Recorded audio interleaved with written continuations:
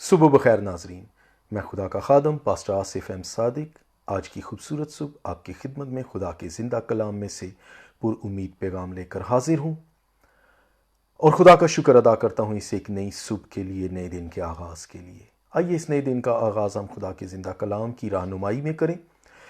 میرے سامنے حوالہ ہے امثال کی کتاب، اس کا 16 باب اور اس کی 18 آیت۔ لکھا ہے، ہلاکت سے پہلے تکبر اور زوال سے پہلے خود بینی ہے۔ انسان کی فطرت ہے کہ وہ اپنے ساتھ ہونے والی اچھائیوں کو جلد بھول جاتا ہے، لیکن اپنے ساتھ ہونے والی برائیوں اور زیادتیوں کو یا تو وہ کبھی نہیں بھول پاتا یا ایک لمبے عرصے تک انہیں یاد رکھتا ہے۔ میں بات کر رہا ہوں تکبر کی، خود بینی کی۔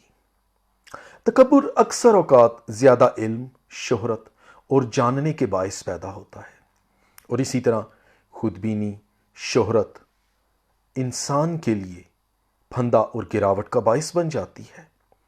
زیادہ جاننے کی خواہش انسان کی فطرت ہے، اور اسی کے باعث ہمارے پہلے والدین سے گناہ سرزد ہوا اور ان کی گراوٹ کا باعث بنا۔ وائس بن داؤد وائس کی کتاب اس کے پہلے باب کی 18 آیت میں لکھتے ہیں، کیونکہ بہت حکمت میں بہت غم ہے اور علم میں ترقی دکھ کی فراوانی ہے۔ عزیزو، یاد رکھیں کہ جتنا زیادہ کوئی دولت مند، طاقتور، بڑا یا مشہور ہوگا، اس کی گراوٹ بھی اتنی ہی بڑی ہوگی۔ خدا کو کوتاہ نظر اور بلند نظر انسان پسند نہیں ہے۔